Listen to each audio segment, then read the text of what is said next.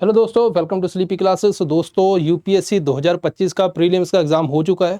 चलिए आंसर देखते हैं साइंस एंड टेक के अंदर क्या क्या क्वेश्चन थे और उनके क्या आंसर बन सकते हैं।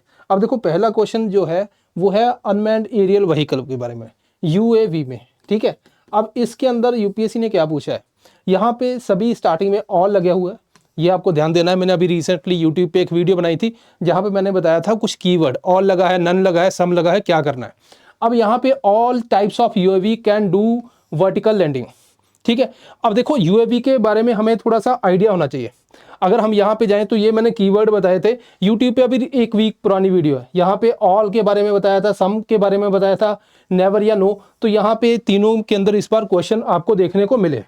अब यहाँ पे देखते हैं कि यूएस सिस्टम जो है इसकी जो कैटेगरी मेनली एरोप्लेन है, रोटरक्राफ्ट है, हाइब्रिड है। तो अब एरोप्लेन का मतलब क्या है, यहाँ पे जो है फिक्स्ड प्लेन है।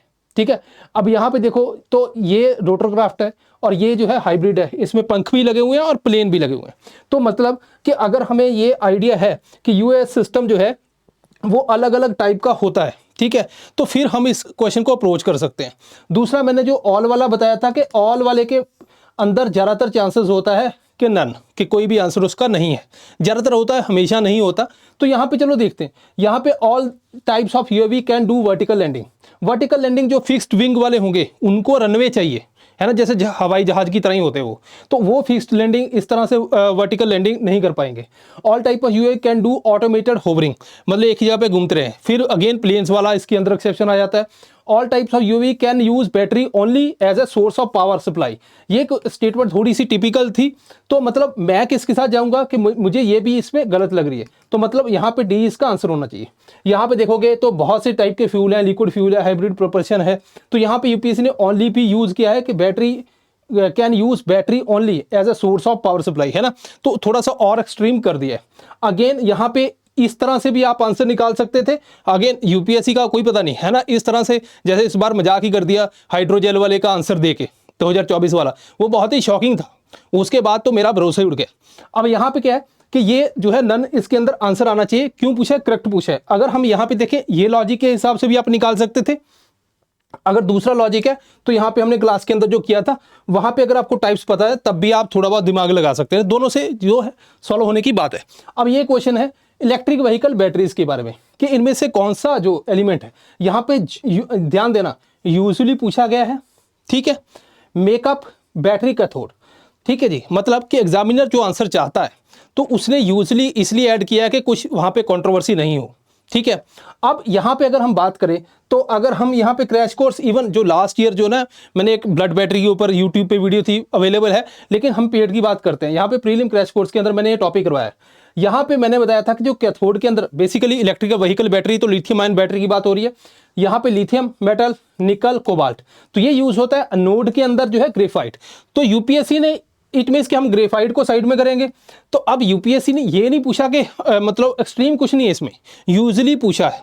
ठीक है, तो ये जो हमने पढ़ा वो यूजुअली है कि यूजुअली यही होता है सिस्टम। तो उसमें क्या है कि कितने यूज हो रहे हैं, तो ग्रेफाइट हम निकाल देंगे इसमें से। तो यहाँ पे ओनली 3। ठीक है, सी इज द राइट आंसर। ठीक है जी, आगे चलते हैं दोस्तों। आगे क्वेश्चन क्या है, इसके बाद में है CL20 HMX LLM 105। ये न्यूज में है, तो इनके बारे में बताइए क्या है। डिफिकल्ट क्वेश्चन था क्योंकि इतना डिटेल यहाँ पे करना मुश्किल होता है। ठीक है, कुछ स्टूडेंट ने हो सकता है कि इसको पढ़ा हो, वो इसको कर जाएंगे। तो मतलब जनरली अगर आपको आता है तब भी ठीक है, नहीं आता तब भी ठीक है, कोई दिक्कत इसमें है नहीं, क्योंकि ये क्वेश्चन ही इस टाइप का है। तो ये क्या है, बेसिकली मिलिट्री एक्सप्लोजिव, ठीक है, यूज होते हैं, राइट। अब थोड़ा सा आगे चले तो यहाँ पे क्वेश्चन क्या है, मजोराना। ये इजी क्वेश्चन था, क्यों, क्योंकि ये जो चिप है ये काफ़ी ज़्यादा न्यूज़ में है। जब मैं क्लास के अंदर लेक्चर ले रहा था तो बच्चे मुझे बोल रहे थे सर ये भी चिप है ना, एक स्टूडेंट ने बोला। तो मतलब अगर स्टूडेंट तक बात ये पहले से पता है तो फिर इट मीन्स कि काफ़ी ज़्यादा कॉमन मैं इसको मानता हूँ। अब मजोराना चिप जो है किसने बनाई, माइक्रोसॉफ्ट ने। तो इतना हमें पता है क्वांटम कंप्यूटिंग से रिलेटेड है। ठीक है, क्वेश्चन के अंदर क्या पूछा गया ये ध्यान रखना है हमेशा। जैसे ये बच्चे ने अटेम्प्ट किया, यहाँ पे उसने करेक्ट के ऊपर हमेशा मार्क किया है, करेक्ट है या इनकरेक्ट। हालांकि उसके आंसर जो है वो मुझे पसंद नहीं आए इतने, ठीक है, लेकिन ठीक है। अब यहाँ पे पहले मजोराना चिप क्वांटम कंप्यूटिंग है, पहली स्टेटमेंट तो ठीक है। ठीक है जी, तो इट मीन्स कि या तो ये हो सकता है या ये, मतलब ये एक ही ऑप्शन हमारा निकलता है यहाँ से। दूसरा है मजोराना चिप हैज बीन, ये किसने बनाई, अमेजोन। तो ये स्टेटमेंट गलत है। सेकंड स्टेटमेंट इज इनकरेक्ट, तो ये भी अपना गया। ठीक है। उसके अलावा क्या है, 1 और 3 ही बचता है, ठीक है जी। थर्ड देखते हैं, deep learning is a part subset of machine learning, ठीक है। तो पहले दो से, अगर आपको 2 वर्ड, मैं हमेशा बोलता हूं, मजराना चिप किसने, माइक्रोसॉफ्ट ने। क्वांटम कंप्यूटिंग के बारे में 3 वर्ड आपने याद किए, 3 वर्ड से जो है अपने 2 यहां पे ऑप्शन निकल गए। तो पहला ऑप्शन उसके हिसाब से ठीक है, दूसरा ऑप्शन उसके हिसाब से गलत है। तो पहला ऑप्शन इसमें ठीक है, दूसरा ये आ गया तो ये तो बिल्कुल गलत हो गया। यहां पे दूसरा तीसरा ये भी गलत हो गया, यहां पे तीनों है ये भी गलत हो गया। तो अपना C is the right answer. Again deep learning is a part of machine learning, ये थोड़ा सा बेसिक कंसेप्ट है जो हम क्लास के अंदर करते हैं। मैं क्या, आपने कहीं और से या यूट्यूब पे वीडियो देखी होगी मेरी, हर जगह मैं बताता हूं। तो deep learning is a part of machine learning, ठीक है, ये बात होगी। अब नेक्स्ट करें मोनोक्लोनल एंटीबॉडीज। देखो यहां पे यूपीएससी ने क्या किया, साइंस एंड टेक के अंदर 2 गगन और ये मोनोक्लोनल, ये थोड़े से पुराने कंसेप्ट हो गए। पुराने कंसेप्ट इन द सेंस कि इस साल मैंने इनको करवाया नहीं, ठीक है, लास्ट ईयर भी नहीं करवाया था, उससे पहले हमने करवाया था जब वैक्सीन आई थी। उसके बाद मोनोक्लोनल एंटीबॉडीज का काफ़ी ज़्यादा जो है वो चलन था, तो उस टाइम पे इसको करवाया। गगन भी थोड़ा सा न्यूज़ जो है पुरानी है। अगेन मे भी हो सकता है यूपीएससी ने पुराने क्वेश्चन उठा के कुछ पूछे हो, इसका मतलब ये है कि क्या हमने 4 साल पुराने करंट अफेयर करने, ऐसा नहीं है, ठीक है। तो ये चीज़ें होती रहती हैं। तो यहाँ पे मैं कोई क्रेडिट इसका नहीं लूँगा, बिकॉज अभी तो जो करंट वाले स्टूडेंट है ना, उनको ये नहीं आता होगा। मे बी जो 2-3 साल से प्रिपरेशन कर रहा है, उसने मेरी पहली वीडियो देखी होगी, उसको आता होगा। तो मोनोक्लोनल एंटीबॉडीज है, हम बेसिकली स्पेसिफिक जो है क्लोन बनाते हैं एंटीबॉडी का, ताकि वो जो है स्पेसिफिक जो एंटीजन के अगेंस्ट एक्ट करें, ठीक है जी। अब मैन मेड है क्योंकि हम बनाते हैं लैब के अंदर, stimulate immunological due to their ability to bind specific antigen, ये भी ठीक है, ठीक है। अब ये 2 स्टेटमेंट ठीक है, तो या तो ये हो सकता है, ये वाला भी गलत है, ये भी गलत है, तो यहाँ पे ये वाला हो सकता है, ठीक है, दोनों में से एक। ट्रीटिंग वायरल इन्फेक्शन लाइक, तो अगेन लाइक आ गया, ठीक है। तो यहाँ पे भी ये स्टेटमेंट सही है, तो अपना आंसर इसमें डी है, ठीक है जी। हाँ अगेन डिफिकल्ट हो सकता है, जिन्होंने अभी पढ़ा ही नहीं है तो उसके लिए तो डिफिकल्ट हो गई होगा, क्योंकि मैंने भी नहीं करवाया। जो मेरे स्टूडेंट होंगे इस साल के, उन्होंने भी मे भी कहीं से अगर पढ़ा या मेरा पुरानी वीडियो से देखा है, वो चल सकता है, अदरवाइज आपको ये नहीं आता, ठीक है। अब आगे चलते हैं। यहां पे अगर देखें तो ये अगेन मैंने क्या बताया था, ऑल, सम, नन, है ना, इस तरह से कीवर्ड बताए थे अभी 4-5 दिन पहले की जो यूट्यूब पे वीडियो मेरी। No virus can survive in ocean water, ठीक है, कर सकता है। तो यहाँ पे जो है पहली स्टेटमेंट तो इनकरेक्ट है। यहाँ पे क्या पूछा गया, करेक्ट पूछा गया। No virus can infect bacteria, bacteriophage करता है, ये भी गलत है। No virus can change cellular transcriptional activity, cell जो वायरस है उसकी अपनी मशीनरी नहीं है, वो दूसरी की मशीनरी, होस्ट की मशीनरी को हाईजैक करता है, तो वहां पे तो अपना नंबर बढ़ाने के लिए उसको डिस्टर्ब करता ही है। तो ये स्टेटमेंट इनकरेक्ट है। अब ये तीनों इनकरेक्ट है। यहाँ पे करेक्ट क्या पूछा गया, तो ये नन है, ठीक है। तो यहाँ पे डी इसका आंसर आ सकता है, राइट, करेक्ट पूछा गया, कोई भी इनमें से करेक्ट नहीं है। तो अगेन यहाँ पे मैंने आपको जो वीडियो, ये 2023 का पेपर है जो अभी मैंने 4-5 दिन यूट्यूब पे डिस्कस किया था, तो ये नन यहाँ पे सिर्फ नो यूज किया गया और कुछ नहीं है। तो उसका यहाँ पे भी देखो 2023 के अंदर आंसर क्या था, डी, नन। तो ये कंसेप्ट आप यूज कर सकते थे। इसके अलावा अगर हम बात करें आगे, तो गगन, ये भी मैंने आपको बताया कि थोड़ा सा आउटडेटेड है, आउटडेटेड इन द सेंस कि बहुत ज़्यादा अभी रिसेंट टाइम में ये न्यूज़ में नहीं रहा, पहले काफ़ी ज़्यादा रहता था। अगर हम देखें तो ये बेसिकली क्या है कि जीपीएस एडेड है, ठीक है। तो अब ये काम क्या है इसका, इसका काम है बेसिकली एक्यूरेसी बढ़ाना। तो यहाँ पे क्या है, एडिशनल एक्यूरेसी इंटीग्रिटी बढ़ाता है, बिल्कुल सही है। It will allow more uniform, अब देखो ट्रैफिक मैनेजमेंट, जब ये एडिशनल एक्यूरेसी बढ़ाएगा तो ज़्यादा हम अच्छे से ट्रैफिक मैनेज कर सकते हैं, तो उसी की ये आउटकम है, तो ये ठीक है। Benefit only in aviation but not in other modes, ये गलत है, ठीक है। तो इट मीन्स के 1 और 2 इज द राइट आंसर। तो हमें क्या पूछा गया है, करेक्ट कौन सा है, तो 1 और 2 यहाँ पे क्या है, D is the right answer. अगर हम यहाँ पे देखें, ठीक है, तो ये है सारी चीज़ें। बेनिफिट बाकी भी चीज़ों को कर सकता है, जैसे मैरीटाइम है, हाईवे है, रेल रोड्स है, उधर के उसके अंदर भी जो है हेल्प कर सकता है। देन नेक्स्ट है कवच। कवच अगेन इज इंपॉर्टेंट, ये हमने कवर किया था इस साल, ठीक है। कवच सिस्टम इंडिजिनियस है अपना, तो पहले ये स्टेटमेंट निकल गई।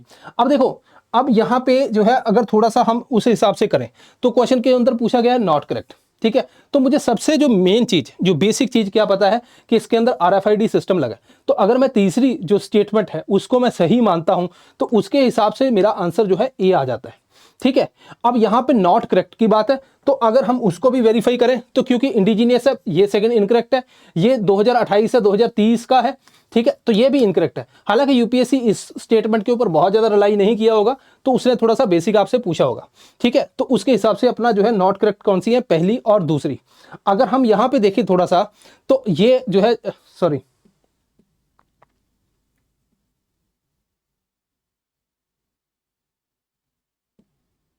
हाँ, तो यहाँ पे हमने इसको कवर किया था। इसके अंदर में ऑटोमेटेड ट्रेन प्रोटेक्शन सिस्टम है, अपना है, ठीक है, ये बात होगी। RFID सिस्टम इसके अंदर जो है इंस्टॉल है।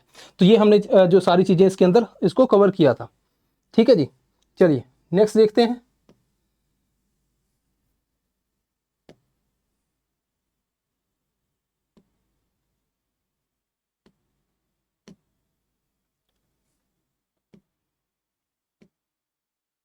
हाँ, अब बात आ गई कि ये क्वेश्चन है माइक्रोग्रेविटी के ऊपर। माइक्रोग्रेविटी वाला टॉपिक जो है इस साल हमने अच्छे से कवर किया था, है ना। माइक्रोग्रेविटी इवन जो एक यूट्यूब के ऊपर हमारी डिस्कशन है, जहाँ पे शेखर सर पूछते हैं मुझसे कि एक टॉपिक बताओ जो यूपीएससी में 25 में आने वाला है। मैंने बताया था वो उस टॉपिक का नाम है माइक्रोग्रेविटी। आप सर्च करो यूट्यूब पे, सबसे ऊपर अपनी वीडियोज़ आ जाएंगी। अब ये है क्या बोलता है, थोड़ा सा एप्लीकेशन बेस्ड है, ठीक है। एनकरेज क्या करता है, एनकरेज एंड सपोर्ट। एनकरेज मतलब कि कुछ ना कुछ उसमें एनकरेज कर रहा है। अब देखो माइक्रोग्रेविटी का आपको कंसेप्ट पता है, नॉट है जीरो ग्रेविटी। स्पेस के अंदर हमें देखते हैं इंटरनेशनल स्पेस स्टेशन इसकी एग्जांपल है। गगनयान हमारा भी टेम्परेरी स्पेस स्टेशन की हम बात करते हैं कि हाँ हम जाएंगे 5-6 दिन ऊपर रहेंगे वापस आएंगे, माइक्रोग्रेविटी के ऊपर सर्च करनी है, ये तो ठीक है। दूसरा एक्सियम 4 इंटरनेशनल स्पेस स्टेशन के ऊपर हमारे जो है एस्ट्रोनॉट को भेजा गया ताकि वो सीखें वहाँ पे कि माइक्रोग्रेविटी के अंदर कैसे हेल्प होती है, ठीक है। स्पेस डेक्स की, अगर स्पेस डेक्स की बात करें तो ये ज्वाइन करना डॉकिंग सिस्टम था स्पेस के अंदर, तो इसमें भी एस्ट्रोनॉट को ले जाना बाहर निकालना। तो अल्टीमेटली अगर हम देखें तो सेकंड वाला थोड़ा सा डिफिकल्ट था, लेकिन इसका भी अगर हम ओवरऑल रोल देखें तो ये भी हमें जो है ये माइक्रोग्रेविटी के बारे में बताएगा। इट मीन्स कि यहाँ पे तीनों स्टेटमेंट होने के सही होने के चांसेस हैं, तो अपना आंसर सी है। अब यहाँ पे देखते हैं थोड़ा सा इसको, माइक्रोग्रेविटी इसके ऊपर मैंने आपको डिटेल में बताया था। इसके अलावा अगर हम जाएं गगनयान, ये तो चलो सिंपल था, गगनयान आप इजिली ट्रैक कर सकते थे। जो स्पेसडेक्स मिशन करवाया था उसके अंदर क्या है, विजन क्या है, सिग्निफिकेंस क्या है, स्पेस स्टेशन बाय 2035। तो मतलब हम भी जो है माइक्रोग्रेविटी के बारे में इसमें बात करते हैं, तो इसका भी सिग्निफिकेंस वही है। तो ये भी हो गया। एक्सियम 4 जो है इंटरनेशनल स्पेस स्टेशन पे भेजा गया जो है ट्रेंड हो, देन हम इसको कहाँ पे यूज़ करेंगे, गगनयान। तो इट मीन्स कि ये भी जो है हम इससे रिलेट कर सकते हैं कि माइक्रोग्रेविटी के अंदर जो है हम इसको यूज़ करें, ठीक है दोस्तों। तो ये कुछ इंपॉर्टेंट क्वेश्चन थे जो साइंस एंड टेक के अंदर है। बाकी कुछ ओवरलैपिंग है, जैसे एनवायरनमेंट और साइंस एंड टेक दोनों का कंबाइंड है, तो एनवायरनमेंट के अंदर है, कुछ पोर्शन है जो science and tech and geography का है, तो उधर भी है। तो ये सारे कुछ क्वेश्चन है। अब देखो आपके कुछ क्वेश्चन ठीक हुए होंगे, कुछ गलत हुए होंगे, ये होता है एग्जाम के अंदर, क्योंकि अभी तो मैं आपको बता रहा हूँ ऐसे, वहाँ पे प्रेशर सिचुएशन होती है, उसकी वजह से बहुत ही सिली मिस्टेक्स होती हैं। अभी मेरे पास एक्सेस है, सब कुछ है, तब मैं इसका आंसर बता रहा हूँ, ठीक है। तो ये आपको कभी भी नहीं ध्यान रखना कि भाई हाँ सर ने बता दिया तो ये तो बड़े इजी थे, नहीं, वहाँ पे रियल सिचुएशन अलग होती है। तो इसीलिए थोड़ा सा एक्स्ट्रा आपको प्रिपेयर करना चाहिए, ताकि जो है 2-4 गलत भी हो तब भी जाके अपना मामला ठीक हो जाए। सवाल ये नहीं है कि आपको ये आते थे नहीं आते, सवाल ये है कि हमने प्री क्लियर करना है, तो उसके ऊपर ध्यान देना है। उसमें कुछ आते हुए क्वेश्चन गलत होंगे, कुछ नहीं आते हुए सही होंगे। कैसे होंगे, मैं आपको यहाँ पे एक क्वेश्चन दिखाता हूँ, ये क्वेश्चन आपको ध्यान से देखना।